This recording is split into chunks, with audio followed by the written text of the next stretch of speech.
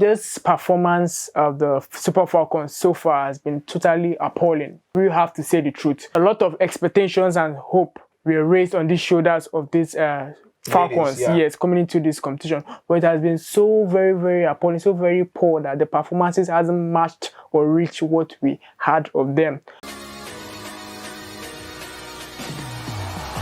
The Super Falcons' defeat against Brazil surely left us all disappointed. Even more so, the defeat against world champion Spain. That one left us all clenching our teeth. Now, the big question is, what is it going to be against Japan?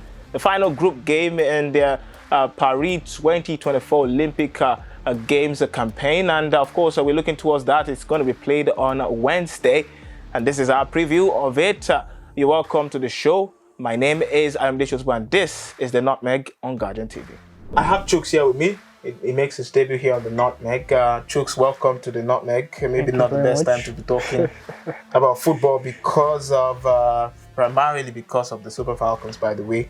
They're not particularly faring well. And I'm sure Nigerians will want the team to do better, especially with the situation around the country. As well, many disgruntled voices, and now football is one of the reasons why there are more disgruntled voices. But let's talk about football now. The Super Falcons, we've seen how that they lost against Brazil, which was the most winnable game on paper. We also saw them lose against world champion Spain. We didn't expect them to, but we're like, okay, maybe chance can permit, but they didn't. But what have you made about their performances so far? 1.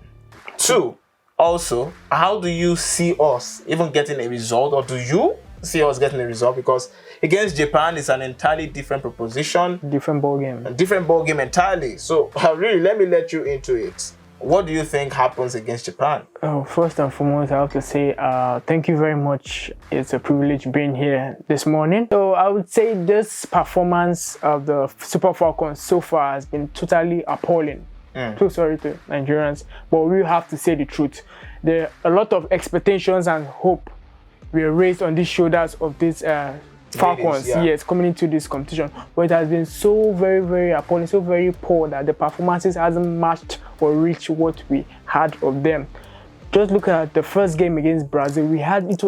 Brazil was there to be taken to the cleaners.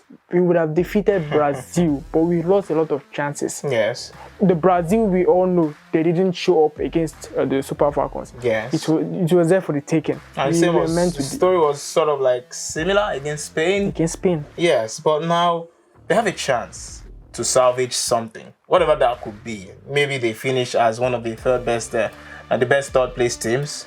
Best losers. It's still slim because we have a -2 goal difference. In that group, they sit last on the standings of that group. It's quite tough. But what do you see going into that game? Do you see them having any chance against Japan? Oh, this is a tricky situation. The Japan team defeated Brazil. We couldn't even beat. They defeated Brazil. But football is not played like that. But yes. I believe the Super Falcons can speak up a surprise and get that third place loser position. So I feel anything is possible. The Super Falcons, if they're in the game, they can defeat Japan. All right, you said it right. I think you have. But now the most likely event now on Wednesday when they get to play is Japan winning against us. I don't like to admit it, but I also like to be honest because we've seen them play. Now we have to start looking towards the future, charting a new course. Definitely. I think it's time because, well, there's still a number of months before the WAFCON. I believe it doesn't even happen this year anymore. And it's all about preparing for that because that's the major assignment in front of them from here on. So the topic about the future of a coach will surely be discussed. And also the topic of some veterans in the squad and whether it's time to let them go. But what exactly do you see as the direction the Super Falcons should be taking now? First and foremost, experience is needed. So I would say keep some experienced players like the likes of Oshuala. Experience, skills are still needed for the younger ones in this team. So I feel we should get back Desire Okparanozie. We are lacking. Really? We are lacking She's high retired.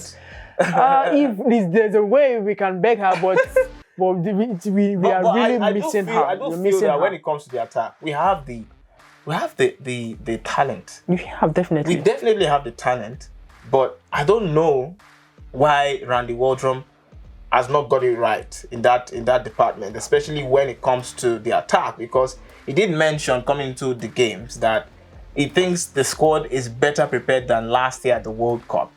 But now it's turned out to be a disappointment. 2 games in and they've not even got a sniff of a goal. Right, they've not even put the ball at the back of the net by mistake and allow VAR to pull it off and say, no, it's not a goal.